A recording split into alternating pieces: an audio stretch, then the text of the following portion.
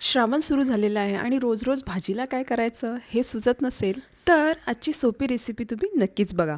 तर इकडे मी एक मोठी वाटी मुगाची डाळ भिजत घातली होती. ती छान भिजलीसुद्धा आहे.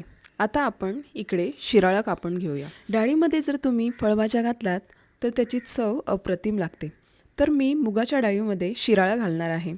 आमची ही कोळी पद्धत आहे, तर मी तुमच्यासोबत ही शेअर करते. आता इकडे आपण भोपळासुद्धा कापून घेऊया. असं लहान आकाराने आपण इकडे भोपळा कापून घेऊया. भोपळ्याला आमच्याकडे डांगरसुद्धा बोलतात.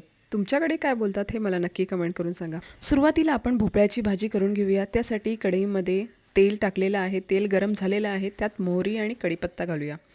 भोपळ्यामध्ये आम्ही कांदा घालत नाही, त्यामुळे लसूण आणि मिरचीचीच फोडणी देतो. तर इकडे मी 5 ते 6 लसणाच्या पाकळ्या आणि 2 हिरव्या मिरच्या घेतल्या होत्या. त्या आपण चांगला असा परतवून घेऊया. त्यानंतर चिमूटभर हिंग घालूया आणि पाव चमचा हळद. हे मस्त असं परतलं गेलं की त्यामध्ये भोपळा घालूया. आता या भाजीला आपण पळीच्या मदतीने वरखाली करून घेऊया. परतल्यावर त्यावर झाकण देऊया आणि त्या ताटामध्ये पाणी घालूया. झाकण देऊन आपली इकडे 5 मिनिटे झालेली आहेत. आता वरचं पाणीसुद्धा गरम झालेलं आहे. आता हेच गरम पाणी आपण या भाजीमध्ये घालूया.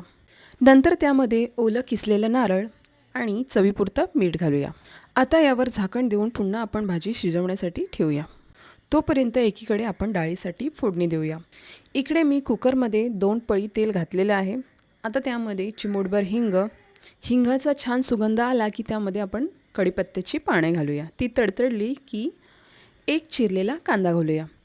तो सुद्धा नरम होईपर्यंत परतवून घेऊया. नरम पडला की त्यात पाव चमचा हळद आणि 2 चमचे आमचा घरगुती कोळी मसाला घालूया. तुम्ही सुद्धा तुमच्या रोजच्या वापरातला मसाला देखील यामध्ये वापरू शकता. आता इकडे आपण छान असे मसाले परतवून घेऊया. इकडे मसाले मस्त शिजले गेले आहेत. आता आपण त्यामध्ये भिजवलेली डाळ आणि चिरलेला बटाटा आणि शिराळासुद्धा घालूया. आम्ही कोळी लोक डाळीमध्ये बटाटा घालतो. तुम्हाला जर नसेल हवा तर तुम्ही नाही घातला तरीसुद्धा चालेल. आता ही डाळसुद्धा या मसाल्यामध्ये छान अशी परतवून घेऊया. 2 ते 3 मिनिटे झालेले आहेत आणि आपली इकडे डाळ परतलीसुद्धा गेली आहे. आता आपण त्यामध्ये 1 ग्लास पाणी घालूया. पाण्याचं प्रमाण तुम्ही कमी जास्त करू शकता. जर तुम्हाला डाळ घट्ट हवी असेल तर पाणी कमी घाला. जर पातळ हवी असेल तर जास्त घालू शकता. आता यामध्ये आपण 1 चिरलेलं टोमॅटो घालूया. त्यानंतर चवीपुरतं मीठ आणि बारीक चिरलेली कोथिंबीर घालूया. कोथिंबीर घातल्याने डाळीचा सुगंध अप्रतिम येतो.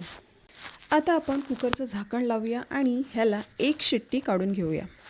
डाळ आपली इकडे छान भिजली गेली होती, त्यामुळे 1 शिट्टीमध्ये सुद्धा आपली डाळ शिजून जाईल.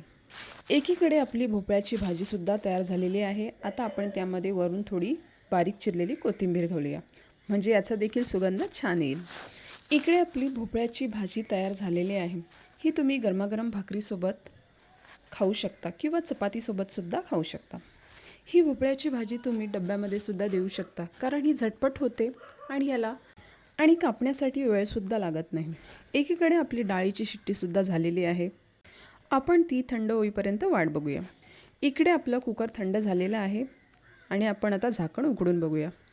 डाळ आपली इकडे शिजली गेली आहे आणि घट्टसुद्धा झालेली आहे.